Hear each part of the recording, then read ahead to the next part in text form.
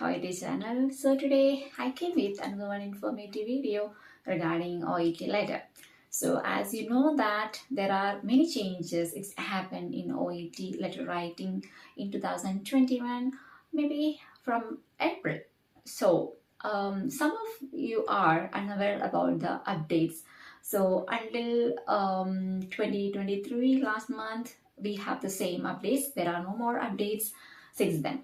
So I will just have a quick review of these all updates from date and viewers sincerely. Okay, so we'll start from the date. So the date before we used to keep comma, slash, hyphen, everything. But now we have only one thing. It is like example, I will tell you 1 January 2024. Like January J should be caps lock. And when you will go to the address, maximum try to avoid commas in between, but if you have numbers there like example 3 then main road something like that, you can keep comma, but maximum try to avoid comma after the complete address. I mean even in one line when you finish the address, don't keep any commas. When you will come to dear, like dear Dr. Joseph, if you want to keep comma you can keep it, but don't forget to keep comma when you write yours sincerely or yours faithfully. If example, if doctor's name is there, example like Dr. John, Dr. Mr. John, comma, then when you write yours sincerely, don't forget to keep comma. Then when you will come to dear, after dear, regarding you'll just write patient's complete name, either age or date of birth. If they have given both age and date of birth, preferably you can write age because it is easy for the reader to understand how old he or she is. That's your choice. Then if you want to write age, keep comma after complete name, aged 80. Actually no need to keep years, but if you have a baby, is your patient is baby, you can keep that weeks and days and all after the digit. Then if you want to write date of birth, don't write straight in the straight line of name. You can no need to leave one line underneath regarding. You can write date of birth, caps lock DOB, then colon, then you can write in the same format, example like 8 January 1973 or something like that. Then leave a line, then you will come to introduction. There are a lot of changes happen in introduction. There are different types of introductions are there. It's very easy to write. All Indians used to write in the same format, like I am writing to refer. That is easy one. But there are many formats you can write. The purpose of this letter is to introduce, or I am introducing Mr. So and so on. Or for non-case, there is only one introduction. I am writing to update you the current health status of. You can exclude that current, it's okay, fine, because you are updating means that's the current status only. The other thing, we have behalf letter. That means your example, if example they have given wife's name like Elizabeth and the patient name is Mr. John, you can write like I'm writing on behalf of Mrs. Elizabeth for her husband, Mr. John Matthew, who has, then you can write. So this is the typical example of behalf letter. Then when you will write in the introduction, mainly there are 3 things. Okay, so the last one is optional. Mainly there should be 2. You will introduce with the complete name. You will introduce the patient with the complete name and the condition, the medical condition. Everybody used to make mistake. Keep concentrate only on current status, current medical status. If he or she has, what is the exact status? Example, if patient had MI, but he or she has undergone bypass surgery, no need to mention MI in introduction. You can write he or she has undergone the surgery. You can mention the surgery name, but in a present medical paragraph, you have to explain regarding MI, when he got admitted and with what are symptoms and what is the diagnosis, then what you did. So that is the difference between introduction and present medical paragraph. The current status have to be written in like in introduction. Then the next one is requirement. As you know that some used to write complete recommendation in the introduction. Even if it is one sentence, don't go to write the recommendation sentence in introduction. It is a requirement. Requirement and recommendations are different. Requirement, it is sum up of recommendation. Recommendation is its expand form of requirement. Okay, so don't mix with each other. Example, you can write like continued care, ongoing care, follow-up care, spike care, assistance and management, supervision and supportive care, something like that you can mention. But don't forget to avoid the term care for doctors. Okay, see how to write like further assessment and management or further attention or whatever you can mention like that way. So this is for the doctors, don't forget it. A discharge plan, it is optional. Either you can write he's being discharged today or he's set to be discharged tomorrow or whatever, but don't forget for non-case letters we will write he is being discharged back on today or tomorrow or whatever, discharged back. Okay, so that's the term you have to use it. That's all about introduction. When you will come to the present medical paragraph, many things happen because nowadays the questions are very tricky, but it is much easier than the previous question papers. If you go through my YouTube channel, the playlist, there are recent exam questions. There are many questions, 50 plus questions we can see, and you can practice with that. Sample letters are also there. Here you can see it is a typical type of questions. Like the particular thing is you have to divide the present medical paragraph into two. I'm strongly suggesting you everyone to make two paragraphs. The present medical paragraph should be two paragraphs, not more than two. Okay, if you concise and write it in one paragraph, it will be much bigger and the presentation will not be good enough. So it can be two, but your talent is here how you will segregate the data into two paragraphs. I will give you example and it will be easy for you to organize your letter, especially your present medical paragraph. And don't forget that this is the paragraph will bring you the most B score. Okay. Example, if you have like mostly in every question paper you will have two scenarios, like one hospitalization, remaining things like home visit. So what are the things that's happening in home visit? Or else you will have only the hospitalization, but you can divide the presentation when he or she got admitted in the hospital, clinical features, diagnostic evaluations in one paragraph, and you can write all management in the next paragraph with the summary.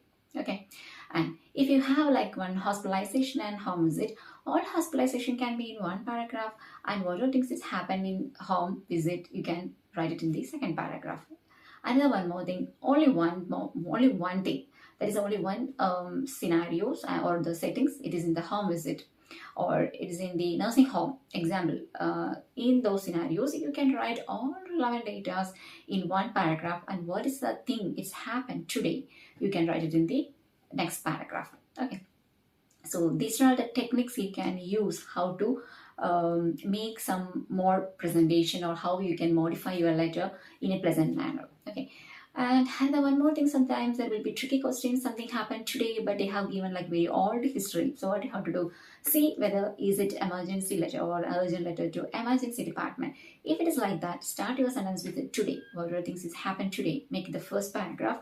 Then you can go to the next paragraph starting with recently. Then you can write all the previous incidents, what are things it's happened over there.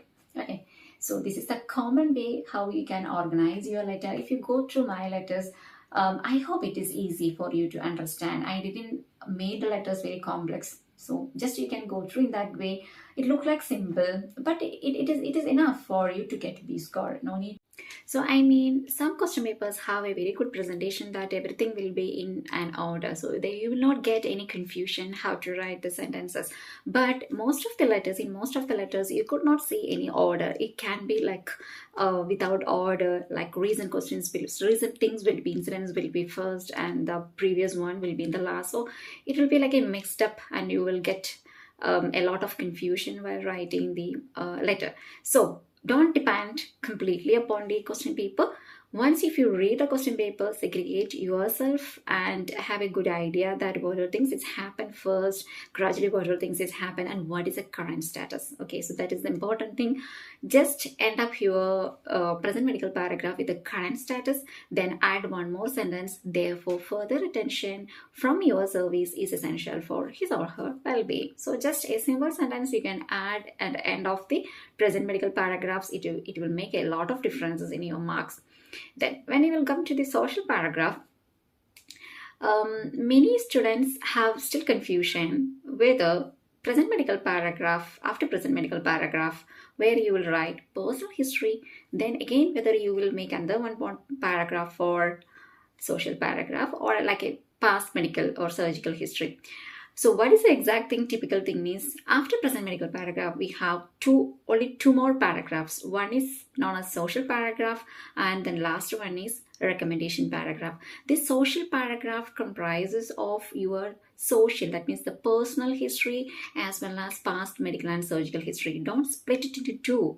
It is single paragraph, but personal can write in the starting, and the past medical and surgical, all medications, the current medications, everything you can write it over the after the personal history. That's only the thing. It makes differences between the past medical and the social, but it's not a single paragraph. Okay, it's comprises of single paragraph. Then when you will go to the recommendation paragraph, this is the expansion of your requirement. Like continued care means what are the continued care you have to give, that one you have to write it here elaborately. Sometimes there will be a tricky question. There will be they used to give in past tense what all things is happened during hospitalization, but they mean that this have to be continued. So if you want to write it in present medical paragraph, you can write it in past tense. Like example, you can tell during hospitalization he was or he has been commenced on, or he was commenced on, so and so on. That's already finished. But if you want to write it in recommendation paragraph, it should be like a recommendation, not in the past tense. That means kindly administer so and so on medications. Okay, so it will be the past tense. So please see the grammar and don't make mistake in tenses, especially the tenses, because recommendation is going to be happen in the future. But like present medical paragraph comprises of what all things it's happened already and what is the thing is going on now. So there are different sentence constructions in these two paragraphs. So at the end you can just write it would be appreciated if you could, then you can write all the recommendation. Then at the last you can write please do not hesitate to contact me if you have any queries. Then yours sincerely and faithfully, these two. If the reader's name is given, you can write faithfully, sincerely, and if the reader's name is not there, you can use faithfully. Then at the end you can write registered nurse. Don't use only nurse, it should be registered nurse. Or specifically if they have given like psychiatric nurse or tissue viability nurse, community health nurse, school health nurse or something, it's like they have given the designation clearly, means you can write the same thing, and no need to keep no need to keep full stop after the registered nurse or the designation. So these are the things you have to keep it in mind, and these are the things it's happened in updates. Everything how to be kept in mind when you are writing the like a letter. And don't jump to the question paper or jump to the letter writing. Just read it and make an overall idea, then you can start writing. But don't waste time by thinking. Just you can have an idea, then start writing the date, at least to the address, until you can write regarding and regarding the date of birth, and you can just start the introduction. Okay, then it's already started, so that it will not make you stop somewhere, because if you didn't start, the time will go and you will stuck somewhere, you lose the confidence, and at last you will not get the time. So just start the letter and until introduction, then you can think what is the thing you have to write in the introduction, then how you have to organize a present medical paragraph. And I don't know how many students knows that in that answer sheet, in the last page, there is a empty page. You can scribble something there if you want to organize. While you are organizing the letter, you can just write over there, and no need to rub it, because it will not calculate it for evaluation. And in you can see the heading that it is for like practice purpose, so you can just use that last page. Okay, the last page, that's empty, that is not it's not a ruled one, there's no lines and all, so you can write over there in a simple manner, but don't waste time by writing over there. So these are things you have to keep it in your mind while you are preparing for your exam. Try write in the same way, and if you have any doubts, you can just message me in the given WhatsApp number, or if you have any doubts, you can even comment in this video. There are Telegram groups, there are WhatsApp groups, and if you want to get more information, you can message there as well. And if you want to join in my academy, I have a small online academy for OET for all modules. You can join over there, and if you need guides for writing, speaking, listening, and reading, so you can message as well. So I'm here to help you. We'll see you with another one informative video. Until then, bye.